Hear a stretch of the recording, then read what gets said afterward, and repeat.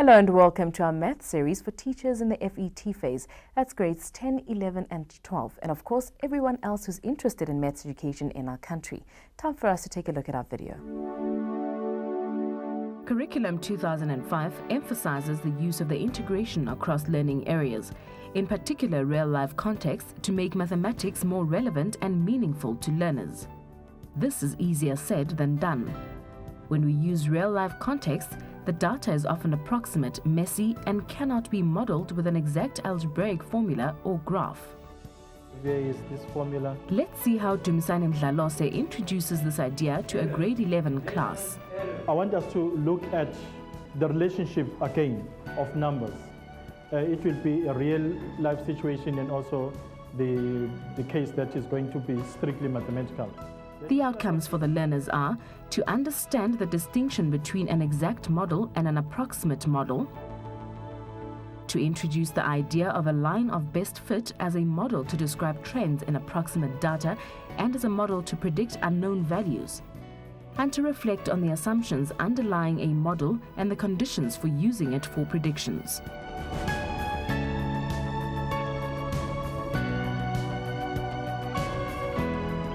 The teacher begins this lesson by describing an exact model. What will be the perimeter of the square if this is x? So this is going to be 4x, right? If I increase this square and I add on each side, I add other lengths which are the same, what will be the perimeter of this? 8. So this is 1, 2, 3, 4, 5, 6, 7, 8. The teacher explains that each time the size of the square is extended by 1 unit, so the perimeter becomes 12, 16, and so on.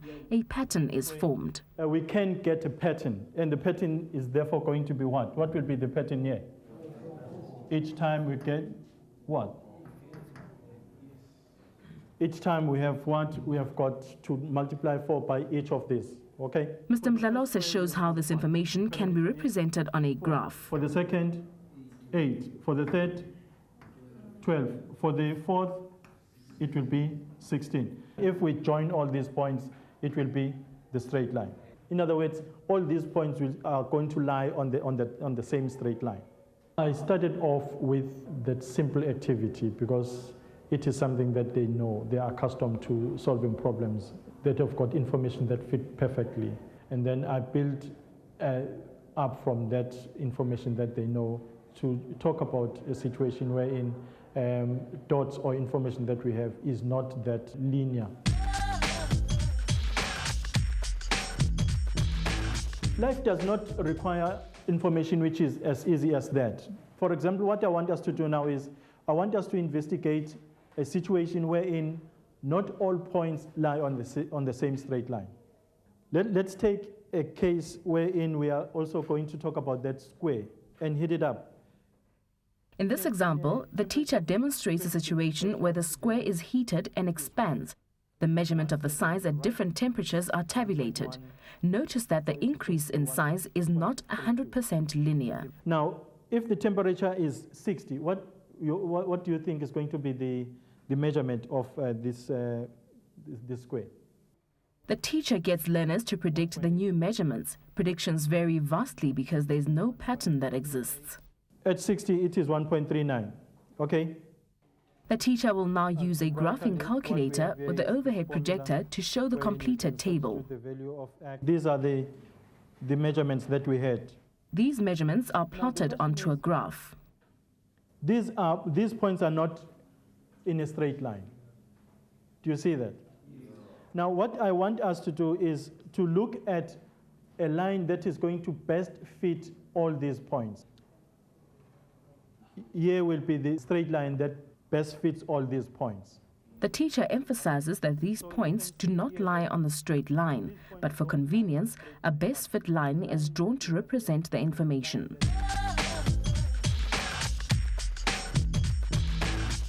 The learners are presented with a worksheet of a problem taken from the 3rd International Mathematics and Science Study. The media often refers to the fact that South Africa came last out of 41 countries. In this question, a graph depicting the observations by scientists of cricket chirps per second and the associated air temperature is presented to the learners. Scientists have observed that crickets move their wings faster in warm temperatures than in cold temperatures.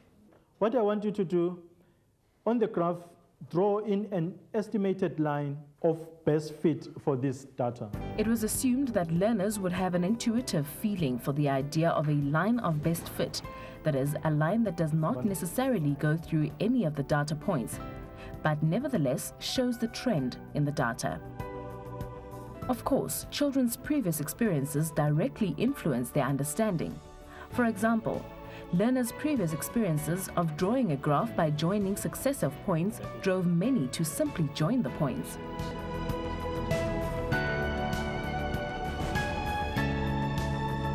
The question is asking you to draw a line of best fit. In other words, it should be a straight line that, at least when we draw it, it should represent in some way all the other points. Other learners were driven by a belief that the line should go through the origin. Still, others believe that the best line could be found by joining the first and the last points. I see that you joined the first point and the last point on this data, but now there are more points below that line than points that are above. So do you think this will be okay? Yeah. To me, those are the types of things that I wanted to come out of the lessons, because those are the misconceptions, and I wanted to deal with those types of misconceptions. Again, the teacher uses a graphing calculator to plot the graph. Notice how the line does not start at the origin and does not connect the first and last points. For the second part of the question, learners had to use their line to estimate the air temperature when cricket chirps of 22 per second are heard. What did you get for your number B? This question is a form of assessment for the learners.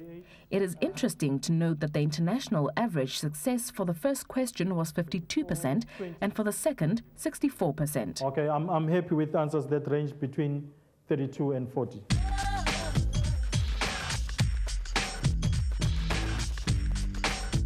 In this final activity, learners are given a table listing the winners and winning times for the men's and women's 200-meter run at the Olympics.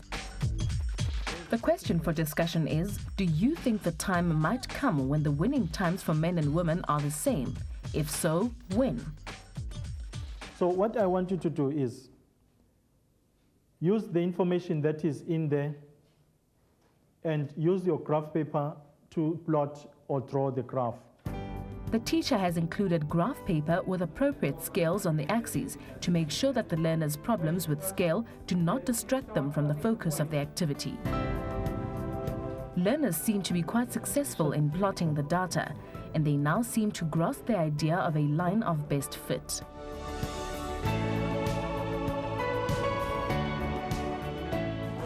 Again, the teacher shows the graphs on the overhead projector. It is clear that the women's times are improving quicker than the men's times.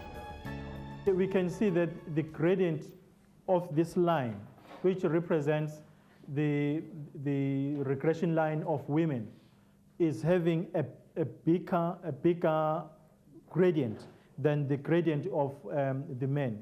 Do you really think that the times for the women and times for the men is going to be the same? By extending the graph, learners see that the lines will eventually intersect and so feel that men and women will eventually run at the same speed. You are saying they will be the same. Why will they be the same? This has opened a huge debate in the class. Some learners feel that women have become stronger. Others feel that men will always be faster and stronger. Yet others believe that technology will have an influence. Are you going to be saying the technology is going to improve women in such a way that they are going to be running as fast as men? The power of mathematics lies in modeling given data and then predicting future events. But we should be cautious not to extend the model where it is not warranted. For example, there may be a limit to athletes' improvement, and maybe there are different limits for men and women, and then it is not valid to extend the lines. But here, remember, we are talking about real life information, okay? So, and here, once again, we are talking about the line that best fits the data that we have. There surely is a limit. Otherwise, if we extend the line, women will run the 200 meters in 10 seconds by the year 2024 and in 0 seconds by the year 2432. The step-by-step type of a build-up to the lesson was to take them through what they know and build that up into something that they didn't know. And even today, they haven't learned about lines of regression and all that. So for them, it was a big step, because it was a big leap from what they know into what they don't know. Now that we've seen our video, let's welcome our guests. We've got Maggie Verster, who's the webmaster of the Easy Maths community website. We've got Mera Hockman from the Wits School of Mathematics, and we've got Taska Matlejwane from Pafogang Secondary School. Thank you very much for joining us.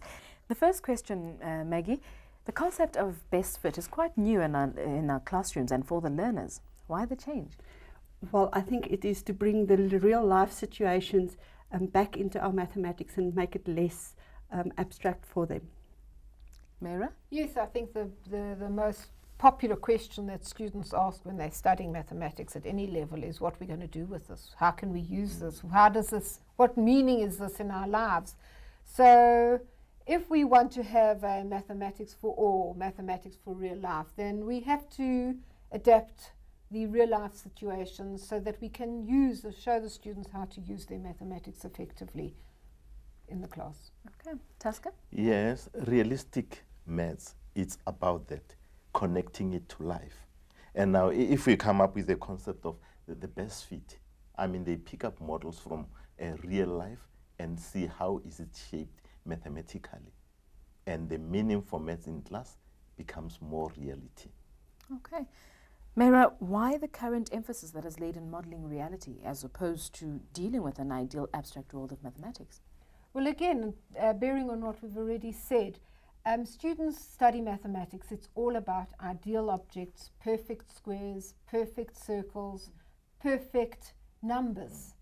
And in life, we don't have such perfection. Every time you draw a curve, it's an approximate. You could never draw a circle. You'll approximately draw a circle. So the students have to understand, even when they plot a point, they're only approximating the point. They could never plot the point exactly. So everything in real life is an approximation.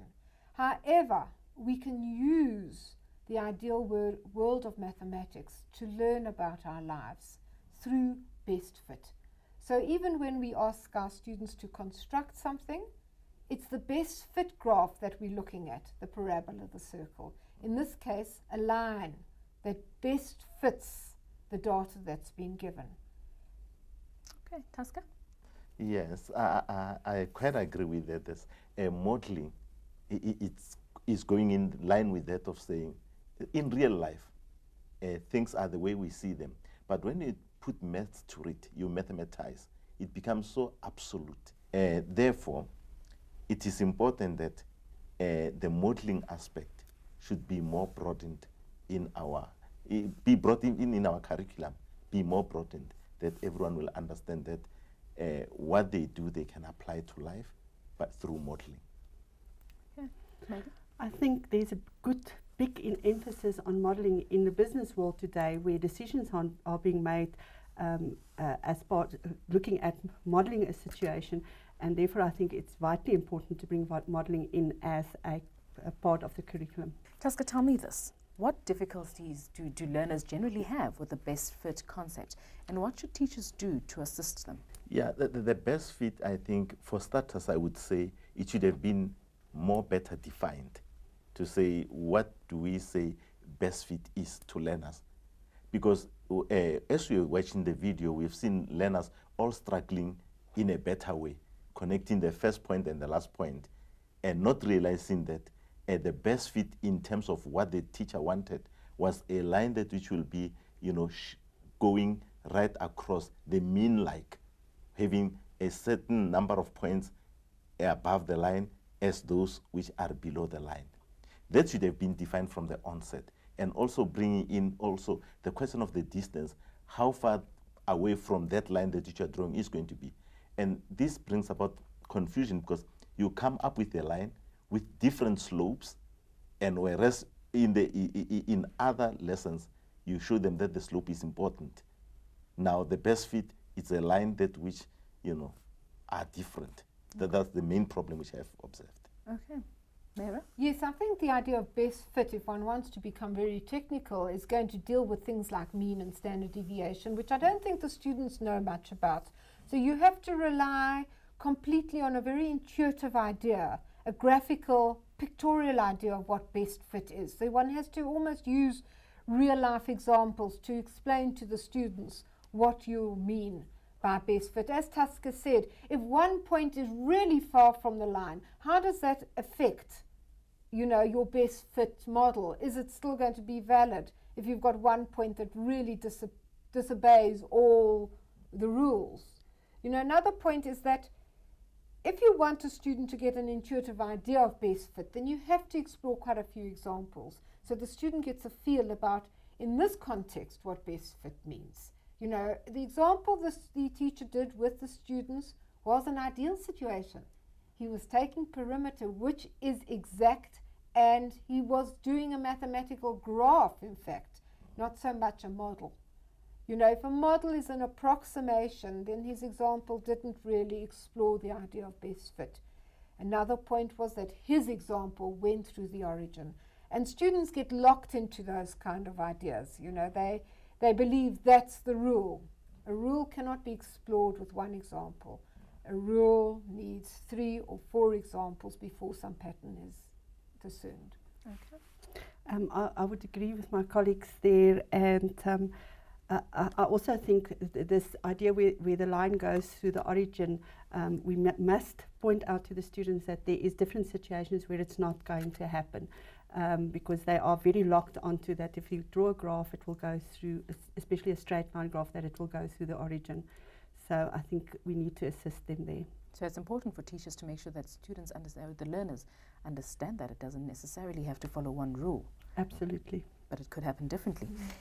Well, how well did you think the teacher handled the lesson? Well, I thought that was an interesting area to bring into the maths syllabus, and again to bring the real life situation back into our abstract maths and make it real for the learners. I think the point has come up that we should use real examples, that best fit. How do you define best fit? To sort of let it loose on the learners, that, you know, they can play with it.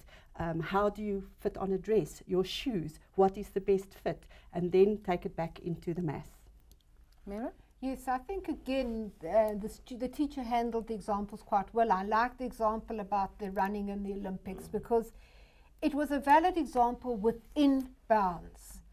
And students sometimes think that the conclusion is boundless, that it will go forever, and hence, yes, in so years, such and such and such women will run the mile in 10 seconds. So the example was good in that you have to have bounds or limits where the best fit will work, you know, and bounds and places where it's not going to be valid.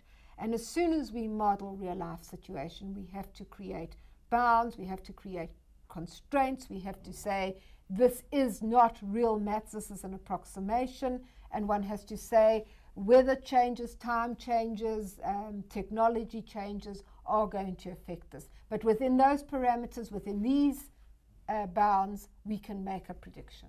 Okay, Tusker? Yes, I really loved the lesson. It was fantastically done. And I liked even the idea that it sparked debates because it touched their lives. They talked about real issues, and those real issues, as they were debated, every child became so keen, so interested. And now, when you talk about the limits, as my colleague is putting them here, they start to understand. They debate issues which they enjoy. That, I think, it was a great breakthrough. Any other comments on the lesson? And I wouldn't really have much to say about it because I enjoyed it myself. I think it was fantastic. Okay. Yes, I always like to say that there's a purpose to the lesson. There's a purpose to having best fit.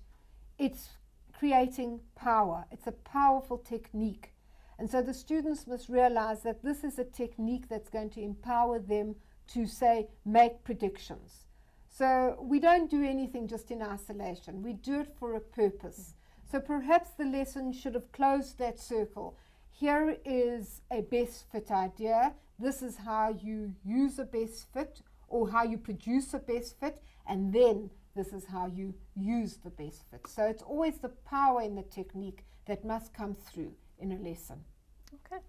Maggie? Well, I actually would have liked to hang on to the idea that women will eventually beat men.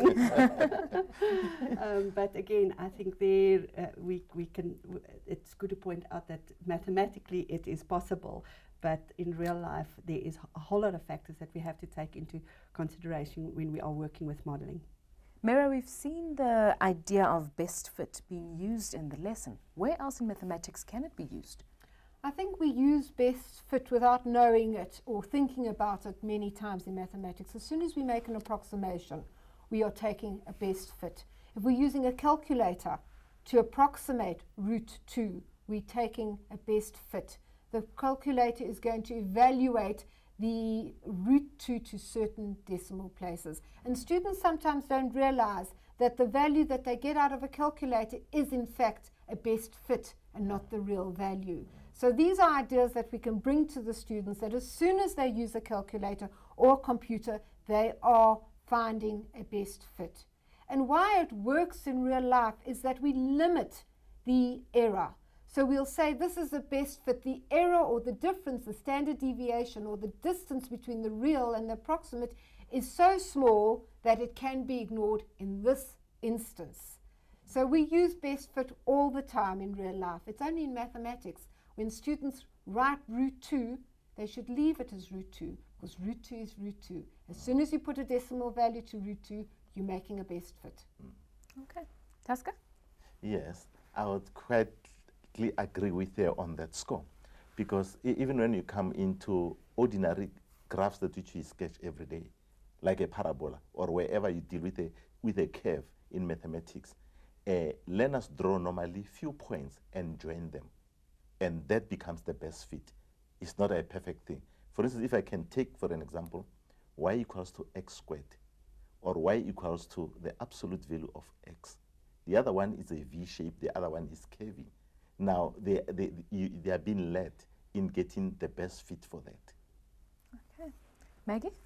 Well, I think in the lesson we looked at a line of best fit, and I think it's important to point out to the students that it does not necessarily have to be a line. It could be an exponential curve. For instance, if we look at the experiment with the heating, you could have drawn a best fit there using an exponential graph.